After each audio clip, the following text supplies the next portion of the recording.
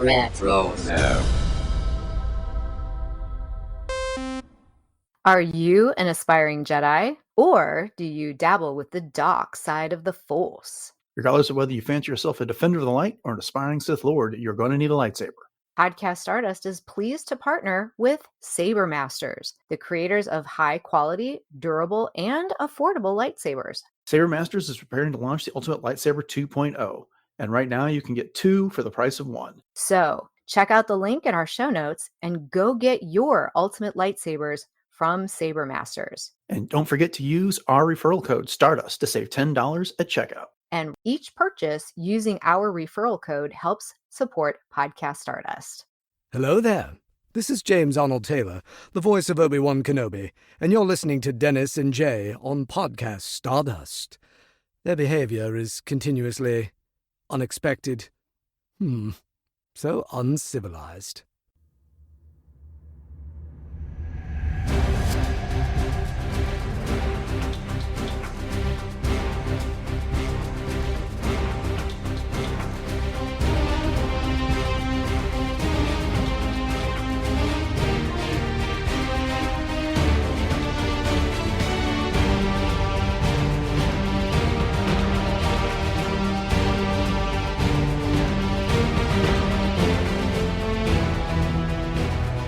Hello, and welcome to Podcast Stardust. This is the fully armed and operational podcast dedicated to Star Wars news, reviews, and discussion. I'm Dennis Keithley. And I'm Jay Krebs. All right, it's the start of a new week, so let's look at some Star Wars news. But before we do that, Jay, you want to remind everybody where we can be found around the internet? Sure, you can brighten up your Monday with us on Facebook, Instagram, and Twitter at Podcast Stardust. Okay, the dish is aligned, the signal's boosted to maximum output, the shield is down, we are now broadcasting to the galaxy. So, for our regular listeners of Podcast Stardust, you would normally expect to see the news on Fridays, but when we have current Star Wars content on Disney Plus, we try and cover that on Friday, and we bump the news to Monday. So, for at least the next several weeks, you'll be getting your news on Monday, and we'll be ending each week with a coverage of the most recent episode of The Bad Batch. So make sure you join us on Fridays for those. So that having been said, let's dive right into it. First up, there is some strong rumors about the release date of The Acolyte. According to Collider, it will be premiering on June 5th. And there is also a trailer reportedly ready for release. And on top of that, Collider is reporting that Michael Abels is going to be conducting the score. And he is known for the scores for Nope, Us, and Get Out, which are all Jordan Peele films. So what do you make of all this, Jay? Well, first of all, yay. I mean, any news about The Acolyte is definitely moving in a good direction. So, being slated to debut on June 5th, yeah, give us a trailer. I mean, it's time. I mean, we've got this other content keeping us busy right now from the Bad Batch, but we can always use additional news and, little things to keep our appetites sated about other things. And this is definitely a project that we have been long awaiting. So yes, I'm very, very hyped to see a possible trailer coming out.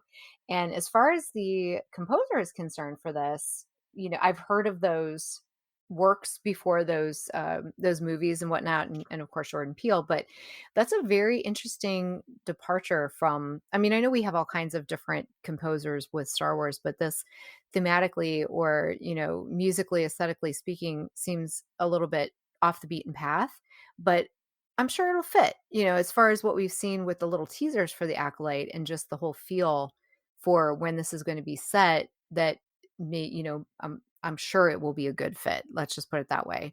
But I'm looking forward to what he brings to the table. So what were your thoughts?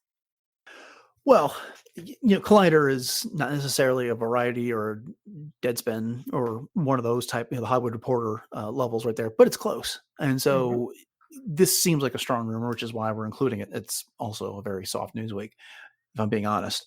June 5th is a month after Bad Batch ends. So that would be just as good time as any to start the next Star Wars thing on Disney Plus. So that's great. As for Michael Abels, He's well regarded. When I was looking him up on IMDb, I know he was on the short list for Academy Awards for some of his scores. I haven't seen any of those movies. I'm just not really a terror type of a fan, which is what I think Get Out is supposed to be. Mhm. So, that's not a movie I go to see. And so I'm not familiar with his work, but like I said, he's fairly well regarded. So fantastic. More talent being brought into Star Wars. I'm all for it. And yeah, I'm with you. If there's a trailer out there, I want to see it. They had footage that they showed people at the last celebration that were in that panel that we still haven't seen yet. So not officially. Right. There's a few bootlegs of it out there on YouTube and the like that can be found if you look hard enough. But we're big High Republic fans. We know Vernesta Rowe is in this series, so Mhm. I can't wait to see what this series is about. Oh, yeah, for sure, and I feel like if the trailer's gonna come out here anytime soon, that it'll be, let the Bad Batch kinda marinate a bit.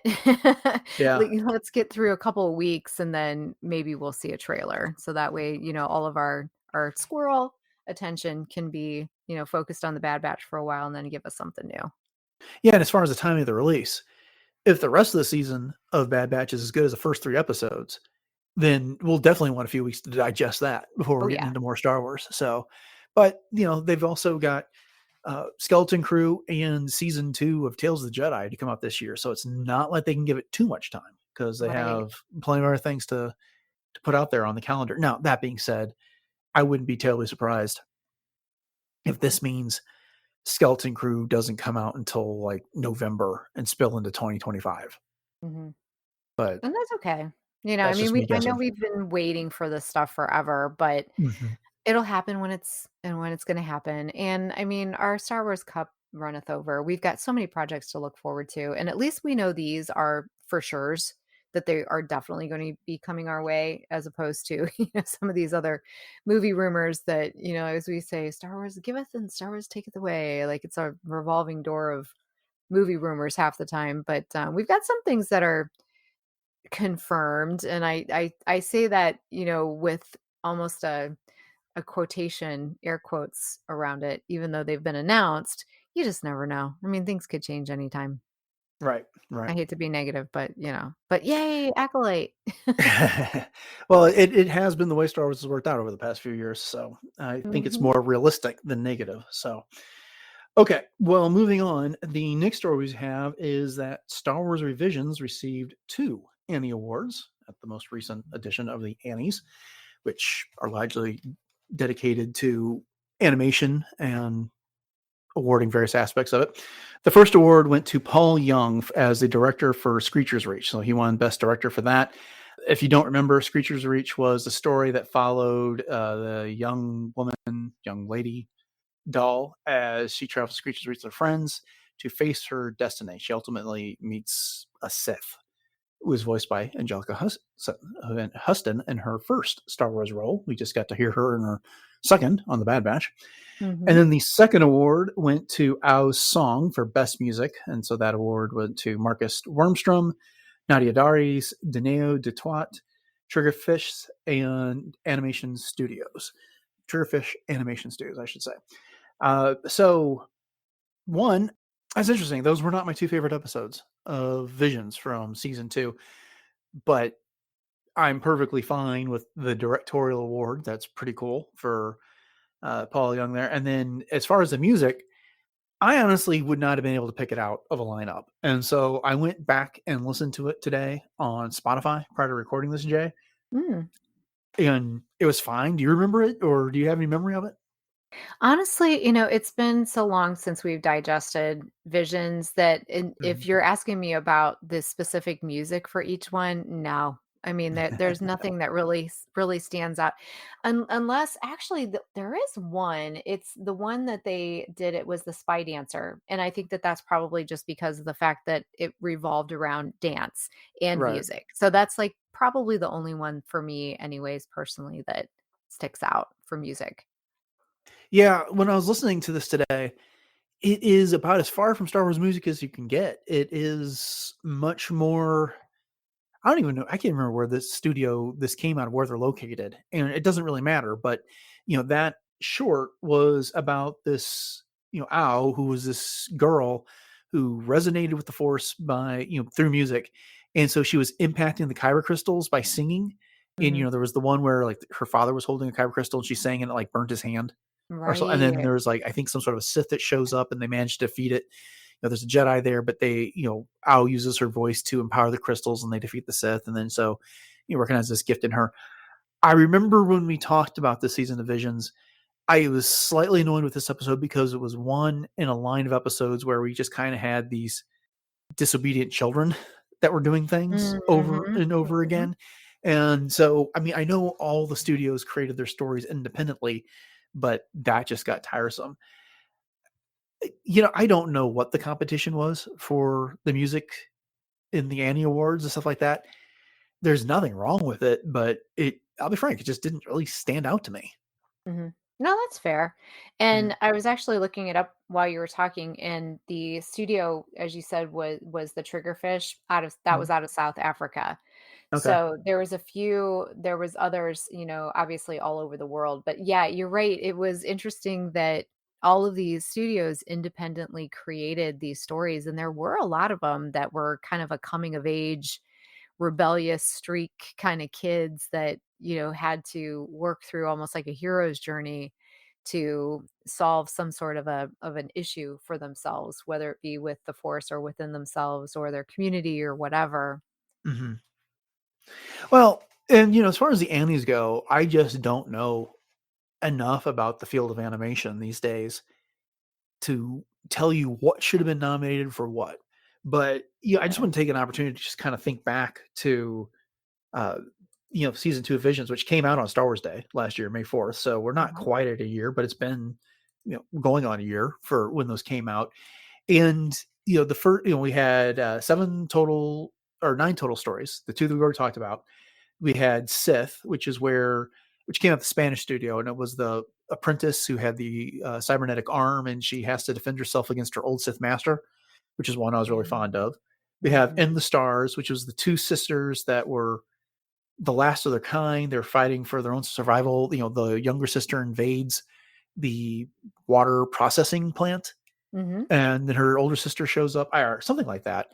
And there's this whole idea about their ancestors being the stars. I thought that was a pretty good one. There is I'm Your Mother, which was created by the people who did Wallace and Gromit, which is where that young pilot is. They entered the family race, and so the pilot is embarrassed by her mom over the course of the thing. There's Journey to Darkhead, which was where there was this notion that they had to like take the head off the statues to defeat the Force, but then there was this whole keeping things in balance. The Spy Dancer one, which is kind of modeled off of the French Resistance. The Bandits of Golak, which in our notes I jokingly put Star Wars meets Bollywood, but it was really kind of an Indian studio, I think it was, or Pakistani, I can't Uh-huh. remember It was which. India, yeah. Yeah, that's their take on Star Wars. And there was the Pit, which is where all these people were mining, I think, like kyber out of a pit next to a Yeah. city, and then they get left there to die before one of them climbs out and then alerts the city what's going on, and they all get rescued. But before this came up today, how memorable was that season for you? Well, I have to say, as far as thinking back, you did an amazing job, by the way, of recounting all of those episodes from memory. That is like so impressive. That there was a few that definitely stood out to me, and I think Screecher's Reach definitely stands out only because it got a lot of attention, and it seemed to Mhm. really resonate with a lot of people, and that was the one that came out of Ireland from Cartoon Saloon, and of course, as you just mentioned, from the awards that it is receiving for directorial and things like that. But of course, the first episode, Sith, stands out simply because anytime you have something, the first thing you see is always one of the standouts. And then there was a few other standouts for me as well. As I mentioned, the Spy Dancer was one of my favorites. I really liked the Bandits of Golak. That was the one where the little girl and her brother were like, didn't they start off on a train and they Yeah. were traveling together? Uh-huh. And then she was force sensitive, but he didn't want her to show it. And then they were kind of working through that. That one stood out to me a lot for some reason. And so those I think are probably the number one. And I know a lot of people really loved I'm Your Mother. I had nothing against it, as you mentioned with the whole Wallace and Gromit thing that Mhm. was kind of a really popular animation style out of the United Kingdom. I didn't dislike that one, but it definitely wasn't my favorite one either. I found But I that one mean, very annoying, to be I honest know with you. you did. I Yeah. remember. But as far as that's concerned, what I did like about season 2 of Visions was just the idea that we did get so many different interpretations of these different animation styles from these different studios, as opposed to season 1, which was amazing, don't get me wrong, but there was just something about season 1 that was, I don't know if the word is magical, or just it was just so groundbreaking. It was so new. So I guess I appreciate both seasons for different reasons, which is kind of a cop out answer, but but that's my answer, and I'm gonna stick to it. There you go. Yeah, I brought this up because I was trying to decide how I really felt about it and stuff like that. And I remember enjoying episodes of Visions at the time. I still think the duel, the very first, to your Oh, point about the yeah. first one that you see being Mhm. like your favorite, and that's you had it got expanded in the novel Ronin, which we talked about, which was okay. I Yeah. didn't think it was as good as the animation piece that was done. And that was the entire first season was all anime from Japanese studios. And the second season, as you pointed out, was from studios all over the world, which you're right, did add a certain amount of magic to the whole thing. And it was cool to get to see everyone else's takes on it. I absolutely loved Sith, the first one. Yes, it was the first one, but I just loved the color. I loved the animation style. I loved the way the fighting that happened in that. I just thought it was like well choreographed in that regard. I liked the character. I don't know. There was just something about that that really appealed to me. I was also very fond of the Spy Dancer. I thought that was a really cool Yeah. blend, mashup of Star Wars and the French Resistance. Yeah, I'm just thinking about the other ones there.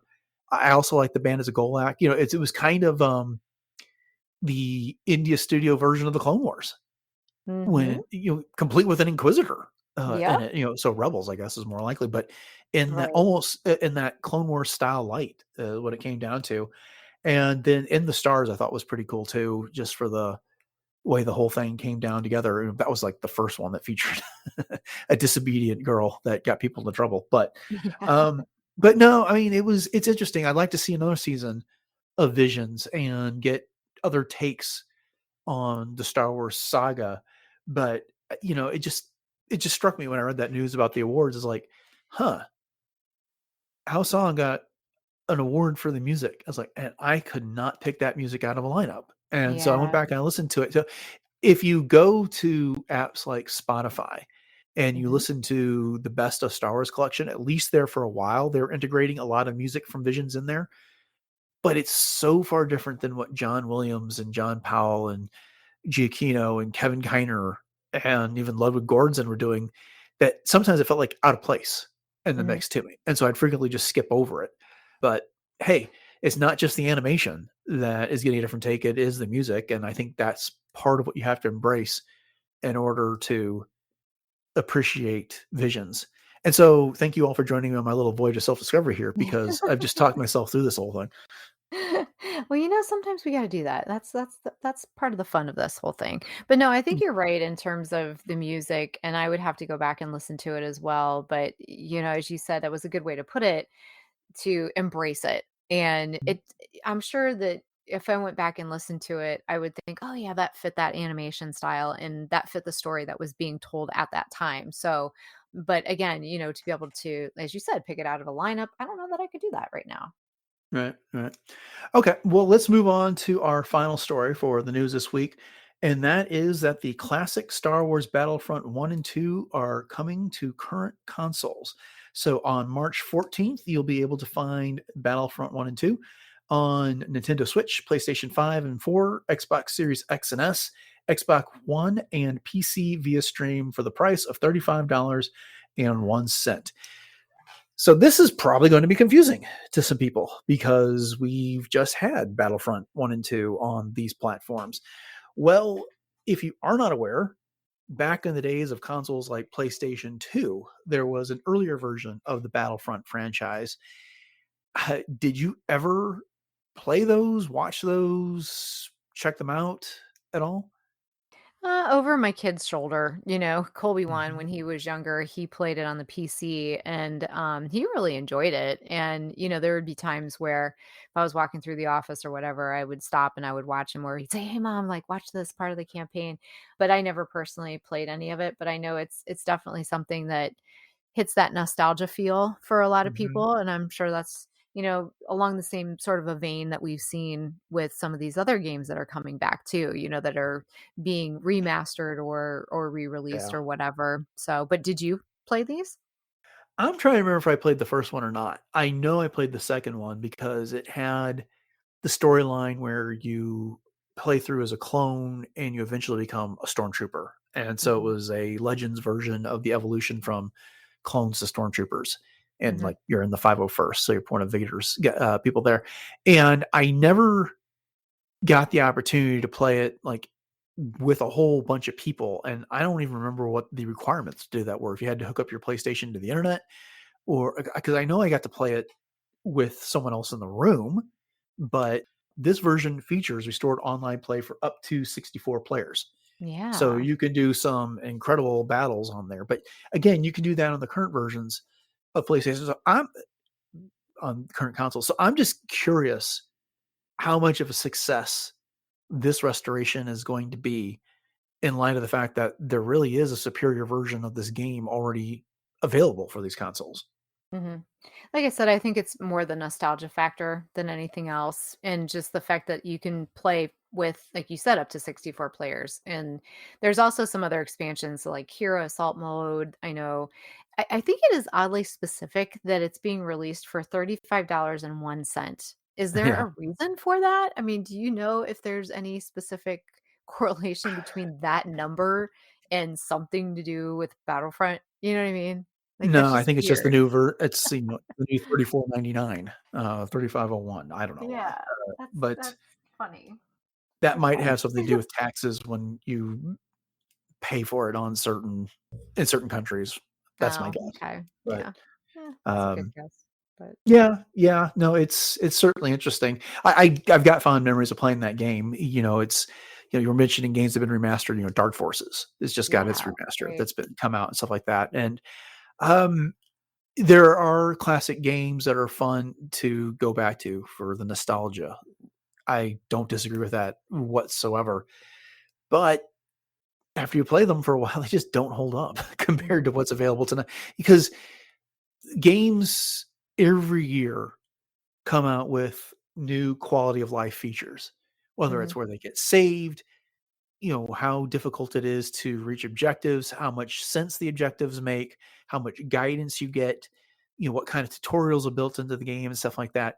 And so while it's fun to go back and revisit some of those like that, you really do see them through rose-colored glasses because I just think back, like especially like a game like Dark Forces, just how challenging it can be to move around a map compared to a yeah, current video game and stuff. So, yeah, but this is neat. I don't know that I'll be picking it up, but I will be interested to see what people think of it once it comes out.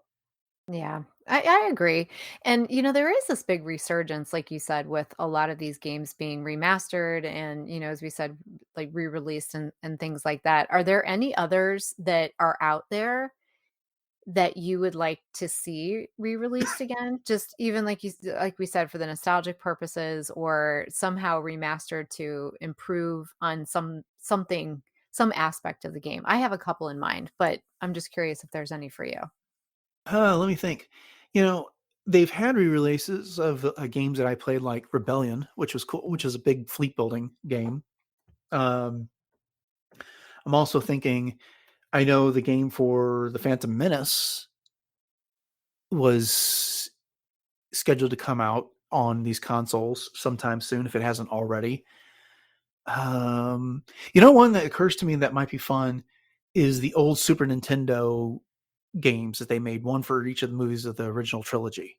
Mhm, That was a fun take on Star Wars. But which ones were you thinking about? mhm.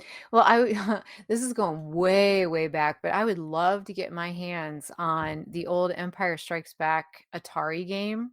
Oh, where yeah. you you had to take down the AT-ATs or the AT-ATs, and just to be able to play that on my phone, just to, like, tap like you're playing Pokemon Go, in a battle or whatever, and, like, tap, tap, tap, tap, tap, tap, tap, and try to take Yeah. down the AT-ATs. But honestly, I would love to see some sort of a remastered Lego Star Wars for, especially now that we're into the year of the 25th anniversary of The Phantom Menace, because you have the prequel trilogy Legos. And I'll tell you what, that there was one summer, and I know I've told you this story before, but where when my kids were little and my niece was little, and it was so stinking hot that summer that we spent most of the summer in the basement just playing Lego Star Wars.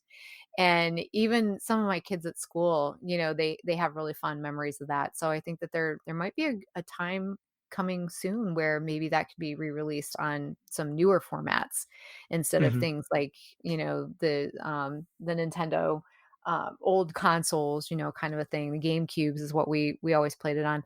And then I'm also thinking about Force Unleashed too. I think would be a fun one to be re-released again. And that one would That's be actually available. amazing. But is it available in VR? That's VR, I what don't I'm know. Yeah, because I I know it's know we available, it's had on Steam. okay, okay, Yeah. because I know we had what was the one that was released with Star Wars Celebration a few years ago? It was, Vader Immortal, wasn't that the Yeah. one? That was a Mhm. VR game? But, yeah, I would love to do this one as a VR game because there's a lot of, like, what is it? Beat Saber or Saber Beat or whatever that you can play, and then Mhm. there's some other things that you can do with VR where you can do sword fighting and stuff like that, so I just think that Force Unleashed would be an amazing VR experience. Yeah, I have to admit, I never got the chance to play Vader Immortal on a VR set. I would like to someday, but just never had an opportunity. I think Force Unleashed would have the potential to make people sick in the VR platform because of much leaping that he does around. That could be interesting. But hey, why not? I know Squadrons was available on the VR sets, so if they can do that, I don't Oh. see why they couldn't do something like Force Unleashed if they wanted to. Yeah. See, I would think Um, squadrons would make me more sick just because I'm a little more prone to motion sickness, like, just yeah, being in a vehicle, but yeah, that's I just never me. played that on VR either. I just played it on the PlayStation 4. Now that I'm thinking about this, a game that would be fun is the old Star Wars arcade. The one where it had the frame graphics and you would attack the Death Star that was in the arcades. Oh, Uh, yeah. Oh my but you would gosh. have to have that classic controller that you would use to fly it with. I think in order to get that full experience, you couldn't just use the regular game controllers that come with the PlayStation, Xbox, and stuff now. Yeah. Oh my gosh, that would be a really fun one for sure. Yeah, total nostalgia trip because Oh, yeah. it's really just doing the same thing over and over again, attacking another Death Star after another Death Star after another Death Star. So, with more and more obstacles showing up to get in your way. So, Yep, yep. all Oh, that's right. fun. Good stuff. Well, yeah. Unexpected video game talk. But that will wrap up this week's look of Star Wars news on Podcast Stardust. So we hope you enjoyed the episode. And if you did, make sure you hit that subscribe button on your podcatcher of choice so you'll get all future editions of Star Wars news. And I'd also like to remind you can find all past episodes of Podcast Artists over on retrozap.com, which is home to several other great podcasts covering everything from the MCU and DC to Dune, Star Trek, and a whole lot more. As always, we greatly appreciate your 5-star ratings and reviews, whatever podcatcher it is used to catch your podcasts, especially if that's Apple Podcasts. And we absolutely love it when you share the show with your friends on social media. So, with that having been said, Jay, I want to remind everybody what our social media contacts are and where else we've been located online. Absolutely. As usual, we can be found on Facebook, Instagram, and X at Podcast Stardust. And we are literally everywhere. So you can, everywhere you turn, there is Podcast Stardust. And so we are on Pinterest. We have tons of boards over there. So if you need some fun ideas for every part of your Star Wars life, you can head over there. And then we're on both YouTube platforms. So we have our regular YouTube channel, and then we are now on YouTube Music as well, which I know a lot of people are starting to digest podcasts over there. there. So head over to both of those, like and subscribe. And if you're up for some real-time chatter and you want to react to anything that we've said here in the news or any of our other episodes, you can join us on our Discord room, which is part of the RetroZap Discord server. So if you want to do that, all you have to do is go to our show page, click on our community tab, and boom, like magic or hyperspace, you are there. And we also have a collaboration going on with Saber Masters where you can get 2-for-1 lightsabers on their Ultra Sabers 2.0. And you can get 2 for $199 right now. And you can use the code Stardust at checkout and you can get an additional $10 off. So heck of a deal there. Check that out at sabermasters.com. And the full URL is www.sabermasters.com/discount/Stardust. And we still also have our TeePublic store with 7 different show logo designs available on all kinds of fun things from t-shirts, sweatshirts, coffee mugs, magnets, stickers, all kinds of fun stuff. So if you want to rep Podcast Stardust out in the wild, we would love to see it over there at tpublic.com/user/podcast stardust. So with that, Dennis, why don't you fill everybody in on anything you got going on creatively, past, present, future, and stuff we have to look forward to?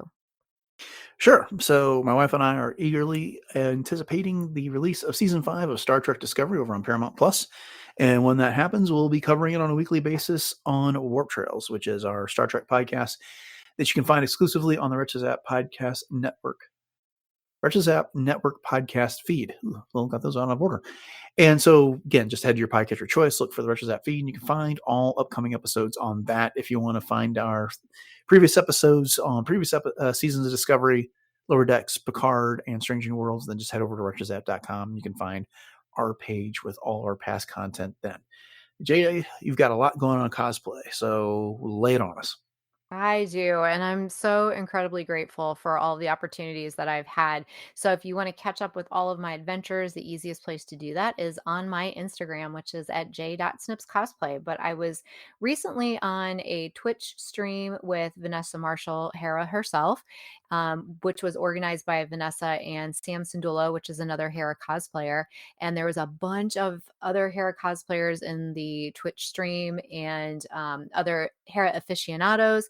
And we were raising money for the National Down Syndrome Society in honor of Indie Speeder, which if you follow me, you've probably seen Indie Speeder as well. So you can still catch that recording of that Twitch stream if you want to check that out over on Vanessa's Twitch channel. That is always such a tongue twister to say, and I don't know why. But I was also featured on another podcast recently called Into a Larger World, which is hosted by Kara DJ, who's been on the show here at Podcast Stardust before. And I had the opportunity to talk about my Star Wars journey as a Star Wars fan. So that was amazing.